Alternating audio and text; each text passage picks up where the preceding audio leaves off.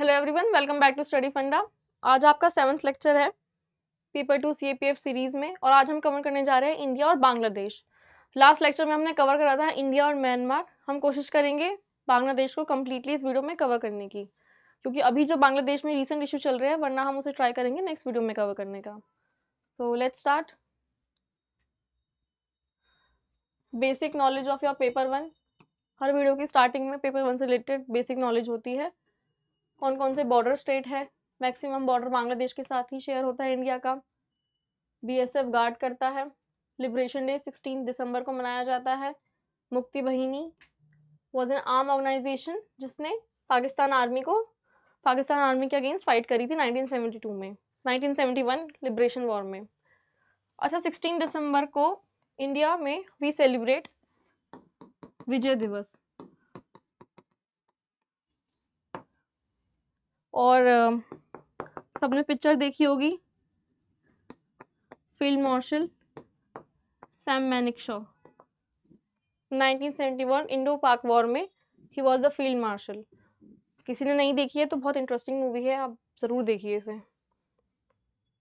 अब phases discuss कर लेते हैं। लेट्स डिस्कस इट, जल्दी से डिस्कस कर लेते हैं। सबसे पहले तो फ्रेंडली रिलेशन रहे, क्योंकि इंडिया ने हेल्प करी थी इंडिपेंडेंस में बांग्लादेश के, तो इसलिए कुछ सालों तक तो बहुत अच्छे रिश्ते रहे। This is post independence time. Then we have 74 to 2009। This is a time जहाँ पे इंडिया को सबसे ज़्यादा चैलेंज विटनेस हुए, और इसका रीज़न ये था कि इस्लाम को as a state religion Bangladesh ने एक्सेप्ट कर लिया था। बांग्लादेश ने कुछ प्रो पाकिस्तानी लीडरशिप आई थी। And third point is Bangladesh ने अपने प्रेजेंस को इंक्रीज करा था इन द वर्ल्ड, और basically OIC country, organisation of Islamic countries, इससे इनके रिलेशन इंप्रूव हुए थे या इंक्रीज हो गए थे।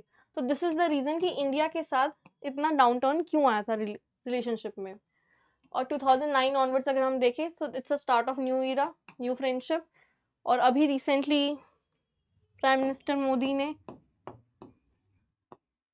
सोनाली अध्याय, लाइक इसका मतलब है golden period of India Bangladesh relation. So India Bangladesh की फ्रेंडशिप को it's now referred as Sonali Adhyay, golden period. ये हमारे प्राइम मिनिस्टर ने कोट करा था। इसका रीज़न क्या है, अगर आप बेसिकली देखो तो अवामी लीग, प्रो इंडियन गवर्नमेंट जो बांग्लादेश में प्रेजेंट है, तो ये एक मेन पॉइंट है। दो मेन पॉलिटिकल पार्टीज बांग्लादेश में एक्टिव है, एक है BNP जो है बेगम खालिदा जिया की, और एक है अवामी लीग शेख मुजिबुर रहमान। बांग्लादेश के लिबरेशन में इनका बहुत बड़ा रोल था। He is a celebrated figure in the Bangladesh history. उसके बाद इसकी हम छोटी सी टाइमलाइन डिस्कस कर लेते हैं, जैसे हमने म्यांमार में करी थी, ऐसी हम कोशिश करते हैं बांग्लादेश में डिस्कस करने की, क्योंकि आपको पता चल जाएगा एग्जैक्टली रिलेशन खराब क्यों हुए, अच्छे क्यों हुए, तो एक थोड़ा आइडिया मिल जाएगा। जल्दी से डिस्कस कर लेते हैं हम वो। This is the empty space. तो अगर आप देखो 1972 में शेख मुजिबुर रहमान आए, उसके बाद 1975 में ही वॉज असैसिनेटेड, फिर 75 to 1980 जिया उर Rahman he took the leadership.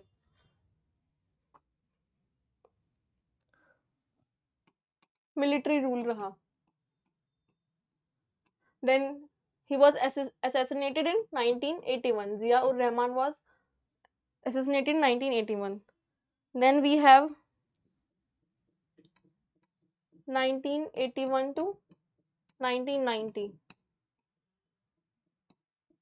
Hussein Mohammad Irshad, but due to mass protest he has to resign. There was a mass protest against him, so he stepped down, he resigned. उसके बाद हमने witness करा, let me just erase it. Then from 1991 to 2006 we have witnessed opposite party, दो main political party जो थी, BNP and Awami league. Awami league किसकी? शेख हसीना की, और बीएनपी खालिदा जिया की। बस यही दो मेन पॉलिटिकल पार्टी है। जैसे अगर आप नेशनल लेवल पे इंडिया की बात करो तो क्या है, एनडीए और यूपीए, यही दो मेन पॉलिटिकल पार्टी है अगर नेशनल लेवल की बात करें तो। ऐसे ही बांग्लादेश में ये दो मेन पार्टी है, Awami League and BNP. So Awami League, Sheikh Hasina की पार्टी, was pro Indian, pro Pak, not exactly pro Pakistan, but pro Pakistan नहीं कहेंगे हम, हाँ, but this party is not pro Indian, ये हम कह सकते हैं कि इट्स नॉट प्रो इंडियन। तो इन्हीं का कुछ टाइम के लिए ये रही, कुछ टाइम के लिए ये रही, यही चलता रहा। And 2009 onwards Sheikh Hasina is in power, तो मतलब Awami League is in power. और यही टाइम था, अगर आप देखो पहली वाली स्लाइड्स में, तो मैंने यहीं से टाइम लिखा हुआ है, 2009 ऑनवर्ड्स इंडिया बांग्लादेश के रिलेशन इंप्रूव होने स्टार्ट हो गए। सो बिकॉज ऑफ दिस, क्योंकि अवामी लीग 2009 के बाद पावर में आई। तो ये हमने इसकी टाइमलाइन डिस्कस कर ली है।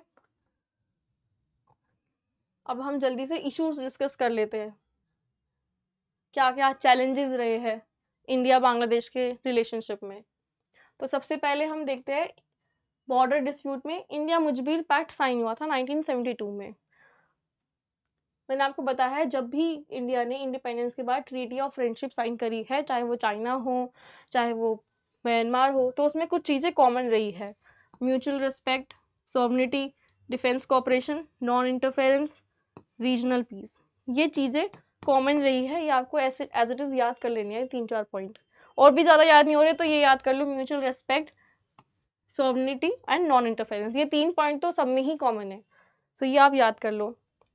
और इसी टाइम पे, इसी ट्रीटी के अंदर land boundary agreement was signed, but it was not ratified. इसका रीज़न क्या था? जो हमारे एनक्लेव्स थे, जो अभी 2015 में जाके ये रेटिफाई हुआ है, 2015 में हम 100 कंस्टिट्यूशन अमेंडमेंट एक्ट लेके आए, तब जाके ये एक्चुअली में रेटिफाई हुआ। तो लैंड बाउंड्री एग्रीमेंट एक्चुअली में पार्लियामेंट को अप्रूव करना था, तो बांग्लादेश ने तो कर दिया इसे रेटिफाई, बट इंडियन पार्लियामेंट ने इसे अप्रूव नहीं करा। क्यों नहीं करा? उसके पीछे there is a reason, opposition from West Bengal. तो स्टेट ने अपोज कर दिया था, इसलिए हम इसे रेटिफाई नहीं कर पाए इतने टाइम तक। लेकिन finally after lots of bilateral talks हमने 2015 में इस इशू को एक्चुअली में रिजॉल्व कर लिया है। तो अच्छा, कि सबने बेरूबारी यूनियन केस पढ़ा होगा। आर्टिकल 3 क्या कहता है? आर्टिकल 3 इंडियन कॉन्स्टिट्यूशन का ये कहता है कि पार्लियामेंट के पास पावर है to alter state boundary of state, लेकिन पावर पार्लियामेंट के पास इतनी नहीं है कि वो कोई अपनी टेरिटरी किसी फॉरेन कंट्री को सीड कर सके या दे सके। तो article 3 only empower parliament, should I right? तो आप यहाँ पे देखो, article 3 it empowers parliament to alter boundary of state.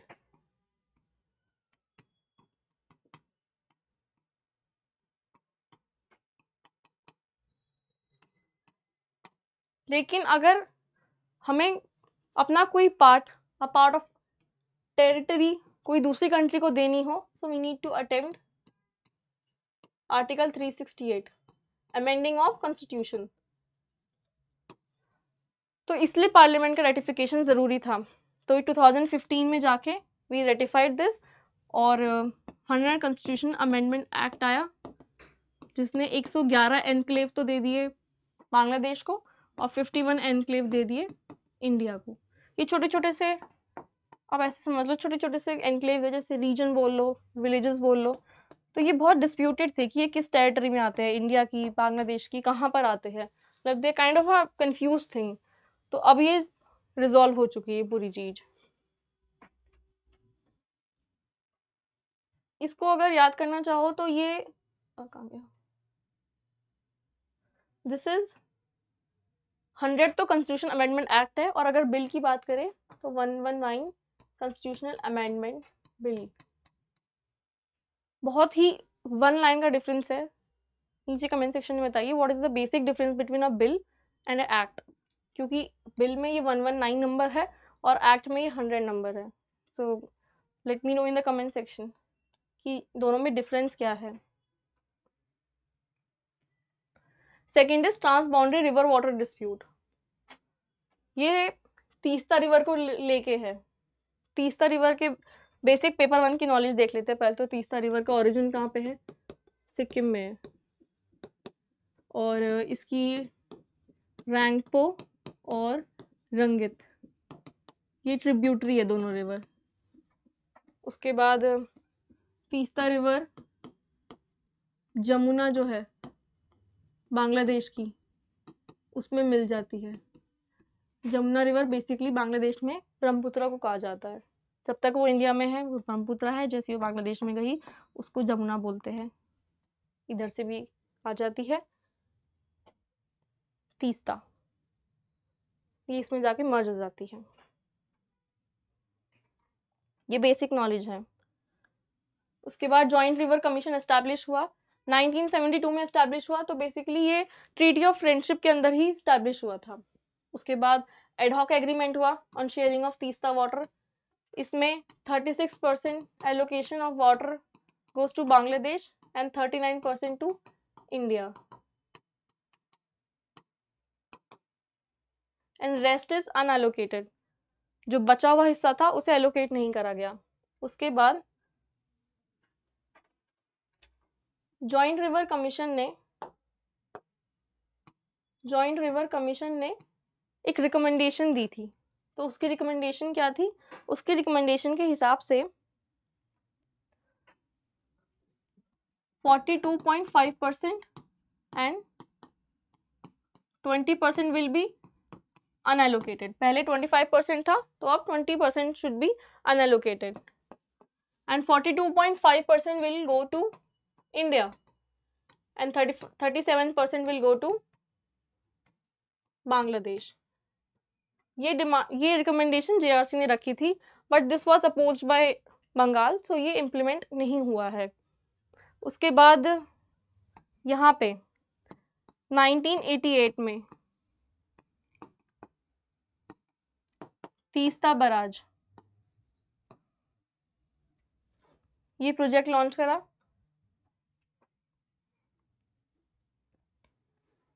ये यहाँ पे आप डाल के लिख लीजिएगा टाइमलाइन में, बांग्लादेश ने तीस्ता बराज प्रोजेक्ट लॉन्च करा। फिर आगे चलते हैं 2011 में इंडियन प्राइम मिनिस्टर का विजिट हुआ, बोला गया कि रिजॉल्व करेंगे वाटर डिस्प्यूट को। फिर 2021 में शेख हसीना का विजिट हुआ, तब भी रिअफर्म करा गया कि हम डिस्प्यूट को रिजॉल्व करेंगे। तो current situation is dispute resolve करेंगे, हुआ नहीं है, तो इट स्टिल्स देयर। और एक इम्पॉर्टेंट चीज अगर हम देखें, वेस्ट बंगाल का ये कहना है कि ड्राई सीजन में इसमें वाटर फ्लो कम होता है। तो वेस्ट बंगाल में जो राइस ग्रोइंग रीजन है उसे वाटर फ्लो चाहिए टू सस्टेन इटसेल्फ। बांग्लादेश का क्या कहना है? बांग्लादेश का ये कहना है कि उनका एक रीजन है, आई गेस रंगपुर रीजन है।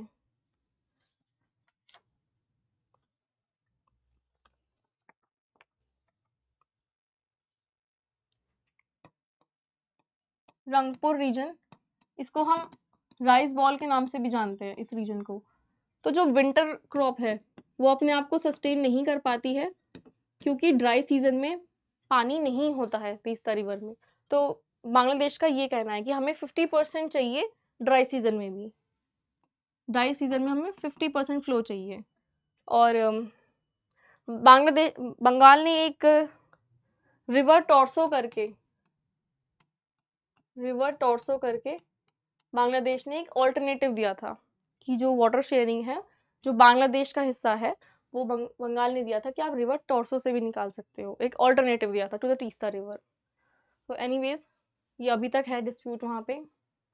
अच्छा, ये इंपॉर्टेंट है आर्टिकल 253। ये मेंशन इसलिए करा है मैंने क्योंकि this article basically it allows parliament कि वो किसी दूसरी कंट्री के साथ किसी एग्रीमेंट पे आ जाए या ट्रीटी फॉर्म कर ले रिगार्डिंग ट्रांसबाउंड्री रिवर। तो ये पार्लियामेंट की पावर है आर्टिकल 253 के अंदर। Next we have Farakka barrage dispute, Farakka barrage dispute. तो अगर आप इसकी लोकेशन देखो तो ये गंगा, दिस इज हमारी होली गंगा, यहाँ पे फरक्का बैरेज है, बराज जिसे बोलते हैं। ये हुगली हो गई, डाइवर्जन हुआ और ये बांग्लादेश में चली गई। This is when Ganga enter into Bangladesh, तो उसका नाम क्या हो जाता है, पद्मा। तो यहाँ पे ये है फरक्का बराज इंडिया ने बनाया था for optimisation of Kolkata port. Actually siltation की प्रॉब्लम होती थी, तो एक फीडर कैनाल यूज करी गई ताकि सिल्टेशन की प्रॉब्लम को रिमूव कर सके और कोलकाता पोर्ट को एक्टिव रख सके थ्रू आउट द ईयर। तो इसको बनाने के पीछे मेन रीजन ये था। अब इसके लिए कंसर्न देख लेते हैं। एक तो बांग्लादेश ने कंसर्न रेज करा कि इसको बनाने से डाउनस्ट्रीम वाटर फ्लो अफेक्ट हो गया है। हमने, अगर आपको याद हो तो इंडिया ने सेम कंसर्न रेज करा था चाइना के लिए, जब चाइना ने वो डैम बना रहे, जब चाइना डैम कंस्ट्रक्शन कर रहा है ना ब्रह्मपुत्रा पे अपस्ट्रीम पे, तो हमने कहा था डाउनस्ट्रीम में there will be a less of water available to India. तो सेम इज बांग्लादेश कंसर्न। उसके अलावा बिहार ने, Bihar CM has once quoted कि because of this, yes, objection by Bangladesh का तो डाउनस्ट्रीम रीजन में अफेक्ट हो रहा है पानी, ये था। बिहार सीएम ने कोट करा था कि इसकी वजह से बिहार में बाढ़ आ रही है, because river is changing its course because of this barrage. तो ये एक पॉइंट है। तीसरा एक इन्वायरमेंटल कंसर्न है हिल्सा फिश को लेके। दिस फिश जो सी में पाई जाती है, बट रेनी सीजन के टाइम पे जब पीक फ्लो होता है रिवर में, तो ये फिश गंगा नदी में भी पाई जाती है। And to some extent Allahabad तक this fish was spotted, but due to construction of Farakka barrage इस फिश को अब स्पॉट नहीं किया जाता है। तो ये एक इन्वायरमेंटल कंसर्न है जिसे रेज किया गया था। फिर फाइनली गंगा वाटर ट्रीटी 1996 में थ्रू म्यूचुअल कंसल्टेशन ये प्रॉब्लम सॉल्व होगी फरक्का बराज की। Then we have security issue. See अगर आप देखो cattle arms and drug smuggling, ये ऐसी चीज़ है जो हम हर जगह पढ़ रहे हैं। हमने पाकिस्तान पढ़ा तब भी हमने स्मगलिंग के बारे में पढ़ा, हमने चाइना में भी पढ़ा, हमने म्यांमार में भी पढ़ा, अब हम बांग्लादेश में भी पढ़ रहे हैं। और जब हम अफगानिस्तान कवर करेंगे तो उसमें भी हम पढ़ेंगे स्मगलिंग के बारे में, बिकॉज चाइना तो अफगानिस्तान तो मेन ही है ओपियम प्रोडक्शन कंट्री। तो ये एक पॉइंट हम लिख सकते हैं। अब इसमें आपको पता करना है, अभी जो रिसेंट टर्मोइल चल रहा है, ये कुछ टाइम का डेटा बता रही हूँ मैं आपको। रिसेंट टर्मोइल की वजह से जो स्मगलिंग एक्टिविटी है, we have witness a dip in it. Smuggling activity में एक डाउनवर्ड ट्रेंड देखा गया है। तो अभी बांग्लादेश में प्रोटेस्ट चल रहे थे ना पिछले एक साल में, आपने नोट करा 2024 में, will discuss it later in the video. तो उसकी वजह से एक डाउनवर्ड ट्रेंड देखा गया है। उसके पीछे रीजन क्या हो सकता है? स्मगलिंग सिंडिकेट को एक्टिव रखने के लिए you need a good political condition. तो ये एक पॉलिटिकल क्रिमिनल नेक्सस है ना, ये उसका एक लाइव एग्जांपल है। मतलब because there is a instability, तो जो सिंडिकेट है जो ये पॉलिटिकल क्रिमिनल सिंडिकेट है वो हैम्पर हो गया है, तो इस वजह से स्मगलिंग डिक्रीज हुई है। जैसे cattle smuggling, Malda region is very famous for cattle smuggling. और अगर बीएसएफ का एक डेटा था, बीएसएफ इज कोटेड कि कैटल स्मगलिंग अब बहुत हद तक बिकॉज ऑफ गार्डिंग और जो टेक्नोलॉजी ऐसी आई है, जैसे हम CIBMS और बॉल QIT प्रोजेक्ट लॉन्च कर रहे हैं, उसकी वजह से कैटल स्मगलिंग बहुत हद तक कम हो गई है। जैसे पहले 1000 होती थी पर वीक या per month, so it has now 1000 6 month और अ ईयर, तो बहुत कम हो गई है। दूसरा, ये दो मेन पॉलिटिकल पार्टी है, BNP is somewhat hostile to Indian concern and Awami League address India's concern. तो तभी 2009 के बाद इंडिया के रिलेशन इम्प्रूव हुए बांग्लादेश से। अच्छा, इसमें टेरर आउटफिट नॉर्थ ईस्ट के, they enjoy a safe heaven in Bangladesh, but जब तक BNP थी तब तक कुछ एड्रेस नहीं करा गया सिचुएशन को। ऑपरेशन इंसानियत आई गेस अवामी लीग ने लॉन्च करा था, अवामी लीग के साथ मिलके ही लॉन्च किया गया था। अब चाइनीज इन्फ्लुएंस देख लेते हैं। चाइनीज़ इन्फ्लुएंस बोलो या चाइनीज़ प्रेजेंस बोलो, ठीक है। बांग्लादेश एक तो BRI का मेंबर है, सिर्फ 2 कंट्री BRI के मेंबर नहीं है, एक है India for obvious reason and Bhutan. सिर्फ 2 कंट्री फिलहाल BRI का मेंबर नहीं है। फिर चाइना लार्जेस्ट ट्रेडिंग पार्टनर है बांग्लादेश का, 24 बिलियन ट्रेड, और इंडिया का अगर आप ट्रेड देखो तो ये स्टैंड करता है 13 बिलियन पे, तो इंडिया से तो ऑलमोस्ट 10 ज़्यादा है। चाइना का ट्रेड इन्वेस्टमेंट इंक्रीज हुआ है अप्रॉक्स 11% बांग्लादेश में। सबमरीन बेस बना है चाइना का कॉक्स बाजार में, तो ये एक चीज़ है। मिलिट्री एक्सरसाइज करवा रहा है चाइना। इंडिया बांग्लादेश के बीच में भी संप्रीति है, मिलिट्री एक्सरसाइज है, but you can see the increasing Chinese presence in it. उसके बाद इंक्रीज चाइना का इन्वेस्टमेंट हुआ है बांग्लादेश में, जैसे पद्मा ब्रिज, रेल लिंक, पायरा पावर प्लांट। इसके अलावा इंफ्रास्ट्रक्चर डेवलपमेंट हुआ है। तो ये छोटी छोटी चीज़ें हैं ना जो आपको न्यूज़पेपर में, ये सारी चीज़ें आपको न्यूज़पेपर में ही मिलेगी जो एडिटोरियल आते हैं। और also one more thing, editorial आपको एक पॉइंट फॉर्मेट का स्ट्रक्चर देते हैं, जैसे आपको एसे लिखना है, आपको रिपोर्ट लिखनी है, आपको आर्ग्यूमेंट लिखनी है, so how you need to address situation and how you need to structure your particular point ना, वो आपको एडिटोरियल से बहुत हेल्प मिलती है। तो एडिटोरियल ज़रूर पढ़ा करो। अगर आपको लग रहा है कि न्यूज़पेपर पूरा भी नहीं पढ़ पा रहे हो तो ट्राई कि आप एडिटोरियल एटलीस्ट क्विकली रीड कर सको, ताकि एटलीस्ट आपको स्ट्रक्चर पता चले कि कैसे फ्रेम किया गया है। Anyways let's get back to video. फिर है इनफिल्ट्रेशन इशू। इनफिल्ट्रेशन का बेसिक रीजन क्या है?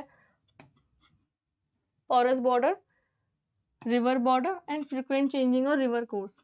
पहले नदी ऐसे बह रही है, फिर कोर्स चेंज करके नदी इसकी बजाय ऐसे बहने लग गई, तो यहाँ पे गार्डिंग, मैनुअल गार्डिंग बहुत मुश्किल है। हालांकि BSF की वाटर विंग है, बट इन दिस एरिया जहाँ पे भी टेरेन डिफिकल्ट है, we need use of technology. CIBMS project, उसका ही पार्ट है बोल्ट QIT। तो ये एक चीज़ है। इलीगल माइग्रेशन बांग्लादेश से बहुत ज़्यादा हो रहा है। इनफैक्ट जो लोग दिल्ली NCR में रहते हैं उन्हें तो पता होगा कि Bangladeshi citizen are very common, you can easily find them in Delhi NCR। Then Assam के NRC में भी अच्छा कट ऑफ डेट 1971 है। 1971 क्यों है? To cut down illegal migration. 1971 में ही बांग्लादेश लिबरेशन वॉर हुआ था ना, 1971 में बांग्लादेश वॉज फॉर्म, तो इसलिए।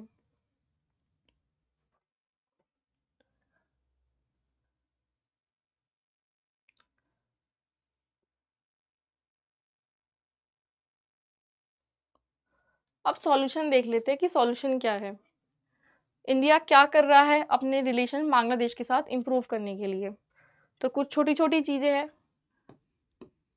हर वीडियो की स्टार्टिंग में, हर वीडियो के एंड में कुछ ब्रॉड पॉइंट्स हैं जिसमें आपको सॉल्यूशन लिखने होते हैं। अभी तो हम डिस्कस करेंगे, पर सबसे पहले आपको बायलेटरल टॉक्स, इसकी थीम क्या होगी? इसकी थीम होगी डिप्लोमेटिक एंगेजमेंट, जो भी इंडिया कर रहा है। उसके बाद आप लिखो ट्रेड में इंडिया क्या कर रहा है, इंडिया कैसे अपना ट्रेड इम्प्रूव कर रहा है, कौन कौन से उसने FTA साइन करे हैं बांग्लादेश के साथ, ड्यूटी फ्री टैरिफ प्रोवाइड कर रहा है बांग्लादेश को, ये चीज़ें लिखिए आप। फिर आप लिखिए इन्वेस्टमेंट, इंडिया की इन्वेस्टमेंट के बारे में बताइए, जैसे अखनूर अगरतला रेल लिंक के बारे में आप बताओ, पोर्ट डेवलपमेंट मोंगला और चट्टोग्राम वाला, तो ये आप बताइए। उसके बाद सिक्योरिटी, सिक्योरिटी के लिए इंडिया ने टेक्नोलॉजी का यूज़ करा है इंडो बांग्लादेश बॉर्डर पे। And last is cultural connect, कि इन जैसे भाई बांग्लादेश का डायस्पोरा बहुत ज़्यादा है ना, मेडिकल फैसिलिटीज़ दे रहा है, यूनिवर्सिटी एक्सचेंज वगैरह, ये सब बताना है आपको। तो this is how you sum up your complete relation between 2 countries. और बहुत ज़्यादा पॉइंट नहीं लिखने होते, क्योंकि है ही कितना, 300 वर्ड में तो हमें कवर ही करना है, तो इतना तो हम लिख भी नहीं सकते वैसे भी, तो हमें बस 1 लाइन, 2 लाइन, 3 लाइन, बस ऐसे। और पर हाँ, याद रखना जब भी आप कुछ लिखो तो उसके साथ कोट करो, कोई डेटा कोट करो, या कोई फिगर, कुछ भी आपको याद हो, कोई वो फिगर कोट कर दो, रफली अराउंड समथिंग अप्रॉक्स में होती है वो, ये कोट कर दो, कोई एग्जांपल कोट कर दो। तो ये चीज़ें आप कोट कर सकते हो टू मेक योर ऐसे लुक मोर स्ट्रक्चर्ड। तो चलिए सबसे पहला सॉल्यूशन डिस्कस करते हैं। सबसे पहला है securing the border. CIBMS project हमने कई बार डिस्कस करा है। सबसे पहले इसे बॉर्डर मैनेजमेंट में डिस्कस करा था, तो अब यहाँ डिस्कस करने की ज़रूरत नहीं है। उसके बाद Israeli made drones are used for aerial surveillance along the border. Inauguration of bold QIT project and bilateral exercises Sampriti. अच्छा, recent exercise संप्रीति की कहाँ हुई है, ये आपको मेंशन करना है कमेंट सेक्शन में। recent exercise कहाँ हुई है ये आप याद कर लेना। CIBMS के अंदर 3 चीज़ें आती है, to integrate manpower, sensor and command control network. ये 3 चीज़ों को इंटीग्रेट करने की हमारी कोशिश है। उसके बाद रीसेंट इशू,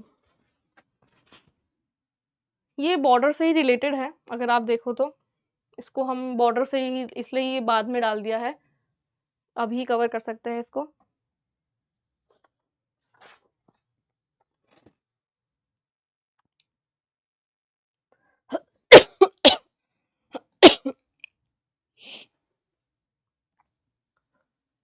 इंडिया बांग्लादेश का approximately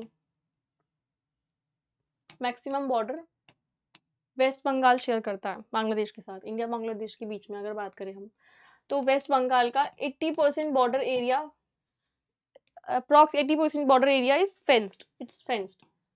rest is not fenced, जहाँ पे हम टेक्नोलॉजी का यूज करना चाहते हैं, because of a terrain, because of river, इस वजह से वो फेंस नहीं है। अब ये पॉइंट ऑफ कंटेंशन है सिंगल रो फेंसिंग को लेके। सबसे पहले हम कंटेक्स्ट जानते हैं इसका। इन BSF with the help of villagers single row fencing कर रहा है। वो बार्ब्ड वायर फेंसिंग नहीं होती, ऐसे लोहे की जाली होती है आपस में रैप्ड अराउंड, तो उसे हम बोल रहे हैं सिंगल रो फेंसिंग। पर हम वो कर क्यों रहा है? To deter cattle smuggling. Single row fencing क्यों की जा रही है? To deter cattle smuggling. तो उसका सिक्योरिटी से कोई रिलेशन नहीं है, क्योंकि सिक्योरिटी से रिलेशन होगा तो it will be properly complete fencing, it will be single row fencing नहीं होगी बार्ब्ड वायर वाली। 1975 इंडिया बांग्लादेश गाइडलाइंस क्या कहती है? It's prohibit constructing defence structure with in 150 yards of international boundary. But अगर जैसे कुछ एनक्लेव्स के केस में जो विलेजेस वहीं पे बॉर्डर एरिया में ही आ रहे हैं, तो इस 150 यार्ड के लिए एक्सेप्शन है इन विलेजेस के लिए। एनीवेज, ये डिफरेंट इंटरप्रिटेशन है सिंगल रो फेंसिंग के ऊपर, इसलिए एकदम रीसेंट इशू। आई थिंक ये अभी मैंने एडिटोरियल में पढ़ा है, जनवरी के एडिटोरियल में पढ़ा है, लास्ट मंथ ही। तो सिंगल रो फेंसिंग का ये डिस्प्यूट है। बांग्लादेश ने इसको कोट करा है और बोला है कि it is a part of a defence structure, तो आप इसे नहीं बना सकते हो। बट इंडिया का ये कमेंट है, इंडिया सिंगल रो फेंसिंग को डिफेंस स्ट्रक्चर नहीं मानता है। तो ये डिफरेंट, जैसे हमने सर क्रीक लाइन में नहीं पढ़ा था, because of different interpretation, right का और लेफ्ट का इंटरप्रिटेशन था। पाकिस्तान इंडिया की तरफ मानता था, इंडिया और पाकिस्तान की तरफ मानता था, तो वो बाउंड्री लाइन डिफरेंट इंटरप्रिटेशन था। तो इंडिया कहता है कि single row fencing defence structure का पार्ट नहीं है, we are using this to deter cattle smuggling, हम इसलिए यूज कर रहे हैं। बट बांग्लादेश इज, आप डिफेंस स्ट्रक्चर कंस्ट्रक्ट नहीं कर सकते हो। तो ये रीसेंट पॉइंट ऑफ कंटेंशन है। अच्छा, और एक चीज आप लिख सकते हो, जैसे BSF ने स्मगलिंग या इलीगल माइग्रेशन को, स्मगलिंग को बेसिकली डिटर करने के लिए बी का यूज किया था। इस प्रोजेक्ट का मुझे नाम नहीं पता है, but if you search on Google you will find it. मधुमक्खी बी उसका यूज करा था स्मगलिंग को डिटर करने के लिए, मतलब स्मगलिंग कम हो जाए ताकि बॉर्डर एरिया में। उसके बाद next we have trade relation. अभी रिसेंट डाटा $13 बिलियन का है। अच्छा, चाइना के लिए हमने पढ़ा this is somewhat around $24 billion, तो ऑलमोस्ट 10 स्कोर हमसे ऊपर है। तो चाइना जहाँ पे भी आप देखोगे, चाहे बांग्लादेश हो चाहे म्यांमार हो, जहाँ पे भी हो, वो हमसे एक स्टेप अहेड चल रहा है अभी। अच्छा, मेजर इंपोर्ट जो है इंडिया का वो है टेक्सटाइल और क्लोथिंग सेक्टर। आई थिंक आप सबको पता होगा, एक बहुत बड़ा आर्टिकल आया था उस टाइम पे, कोई मूवमेंट भी चली थी, 1-2 साल पहले की बात है। It's regarding Bangladesh water crisis.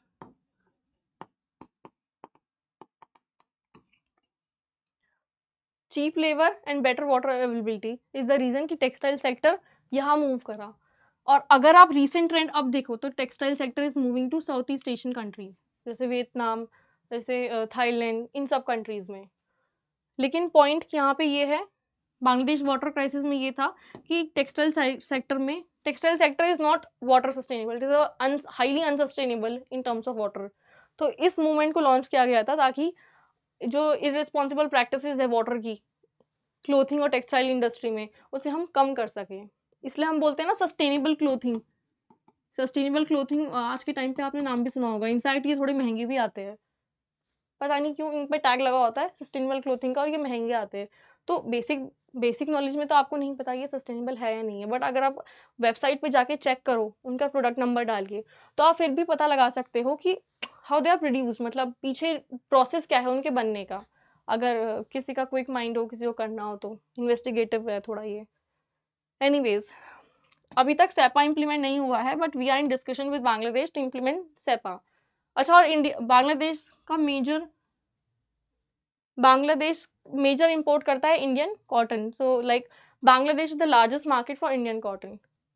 वो ऑब्वियसली, क्योंकि टेक्सटाइल सेक्टर बांग्लादेश का सबसे इंपॉर्टेंट है, वो उसकी बैकबोन है काइंड ऑफ। फिर इंडिया का स्पेशल इकोनॉमिक जोन है बांग्लादेश में।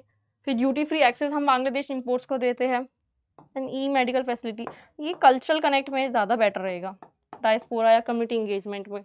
यहाँ पे वहाँ पे आप लिख सकते हो।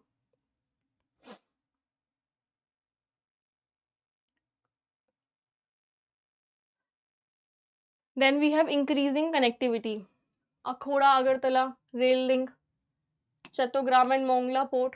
इन सबको अभी मैप पे देखते हैं, मैप तो खुल नहीं पाएगा, ऐसे ही अभी चेक करते हैं। जैसे BVIN corridor, Bangladesh, Bhutan, India, Nepal, ये कॉरिडोर बन रहा है to increase trade.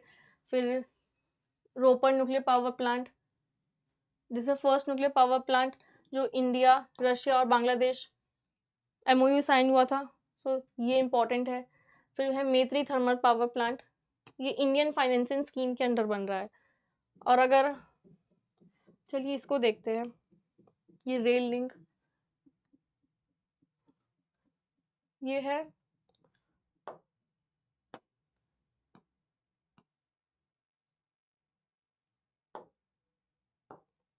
This is Bangladesh. Exact figure नहीं बन पाएगी, इसलिए हम ये इससे काम चला रहे हैं। This is Bangladesh, this is border पे बांग्लादेश के टेरापोल करके एक जगह है, यहाँ पे है कोलकाता, ठीक है। अब यहाँ पे है ढाका, रफली अगर हम देखें, कहीं बड़ी बनाते हैं, यस ये ठीक है यहाँ पे। तो ये बॉर्डर पे है टेरापोल, इसकी प्रोनाउंसिएशन आप देख लेना। ये है कैलकाटा, यहाँ पर है ढाका, यहाँ पे है बॉर्डर पे ही अखनौरा या अखनौरा, और यहाँ है अगरतला, ठीक है।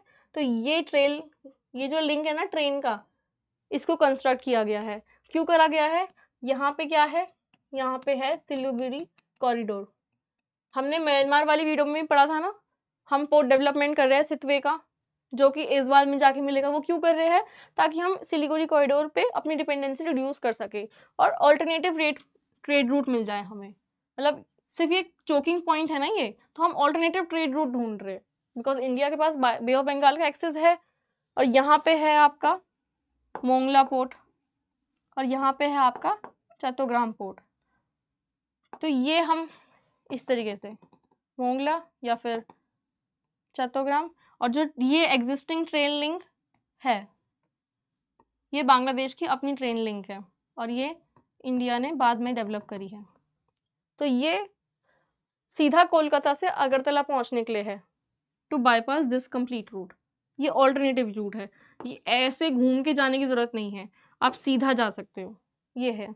और ट्रेड के लिए हमने ये करा है, यहाँ पे फिर मिज़ोरम है। और अगर इसी के नीचे देखो, जैसे ये चट्टोग्राम है हमारा, तो यहीं पे हमारा सितवे है, ये म्यांमार में है और ये बांग्लादेश में है। तो ये कनेक्टिविटी है जो हम 2 कंट्री के बीच में चाहते हैं, ताकि हम अपनी डिपेंडेंसी सिलीगुड़ी कॉरिडोर पे कम कर सकें। और अगर आप देखो तो जो 90% बांग्लादेश का ट्रेड है ना, वो चट्टग्राम पोर्ट से ही आता है। और जो मोंगला पोर्ट है वो बांग्लादेश का सेकंड लार्जेस्ट सी पोर्ट है। तो ये इसलिए हम इन्हें डेवलप कर रहे हैं, इसलिए हम इंडिया ने एमओयू साइन करा है बांग्लादेश के साथ। Then engagement at multilateral forums. देखो, अगर हम सार्क का देखें या बिम्स्टेक का देखें, तो बांग्लादेश और इंडिया दोनों ही इसके मेंबर है। अभी रिसेंट टाइम में सार्क थोड़ा इनएक्टिव हो गया था बिकॉज ऑफ रीजन कि उरी अटैक के बाद से, नहीं, पठानकोट अटैक के बाद से SAARC has become dysfunctional kind of thing. और फिर साफ्टा एग्रीमेंट है जिसके अंदर बांग्लादेश को trade tariff, duty free access मिलता है, प्रेफरेंशियल ट्रेड मिलता है। फिर है BIMSTEC plan for connectivity to connect India Bangladesh to south east Asian countries. तो ये छोटी छोटी चीज़ें हैं जो मल्टीलेटरल फोरम पे हम इंट्रोड्यूस कर रहे हैं। उसके बाद है कम्युनिटी इंगेजमेंट। तो अगर आप बांग्लादेश में देखो तो बांग्लादेश में 2 चीज़ है, एक तो Bengali citizen, Bengali speaking people, और दूसरा है मेजॉरिटी किस चीज़ की है, मुस्लिम पॉपुलेशन। तो बंगाली सिटी, अगर आप देखो Rabindranath Tagore, he is a celebrated poet both in India and Bangladesh. ठीक है, रविंद्रनाथ टैगोर ने बांग्लादेश का नेशनल एंथम भी लिखा है, हमारा भी है। तो ये एक चीज़ है। फिर इंडिया ने सिटीजनशिप प्रोवाइड करी है माइनॉरिटीज़ को, किस एक्ट के अंदर, सिटीजनशिप अमेंडमेंट एक्ट के अंदर, जो गवर्नमेंट लेकर आई थी 2019 में। इसमें सिटीजनशिप एक्ट में हमने माइनॉरिटीज़ नेबरिंग कंट्रीज़ की जो है उन्हें सिटीजनशिप दी है। तो आपको बताना है वो कंट्री कौन कौन सी है जिनकी माइनॉरिटी को ये बेनिफिट मिला है, नीचे आप कमेंट सेक्शन में बताइए। फिर स्टूडेंट एक्सचेंज प्रोग्राम यूनिवर्सिटीज़ में। फिर e medical visa facility. Bangladesh, अगर आपको पता हो कि इंडिया में medical tourism is at very high rate, medical tourism India में बहुत प्रमोट होता है। इनफैक्ट जहाँ पे भी मेडिकल फैसिलिटी एक्सपेंसिव है दे केम टू इंडिया। जैसे अफगानिस्तान से बहुत मेडिकल टूरिस्ट पे आते हैं लोग, तो ऐसे ही इंडिया ने medical facility e visa apply करा है बांग्लादेशी सिटीज़न के लिए। तो ये कुछ चीज़ें हैं जो इंडिया और बांग्लादेश में कॉमन है। ये चीज़ें हम उसमें लिखेंगे जब हमें प्रॉपर स्ट्रक्चर करने के लिए कोई क्वेश्चन आएगा। अगर आपको ऐसा क्वेश्चन आता है जिसमें आपको सिर्फ ये बताना है, जैसे countering China through neighbouring countries, तो आपको suppose this is a question, ये आज आप अटेम्प्ट करिए, countering China through neighbouring countries. पहले आप इसे अटेम्प्ट करिए, हम नेक्स्ट क्लास में इसे डिस्कस करते हैं। चलिए एवरीवन, आई होप आप लोगों को समझ आया हो, आपका लेक्चर अच्छा लगा हो। इसका एक टॉपिक रह गया है बांग्लादेश का, वो हम नेक्स्ट क्लास में डिस्कस करते हैं। So all the best everyone, thank you.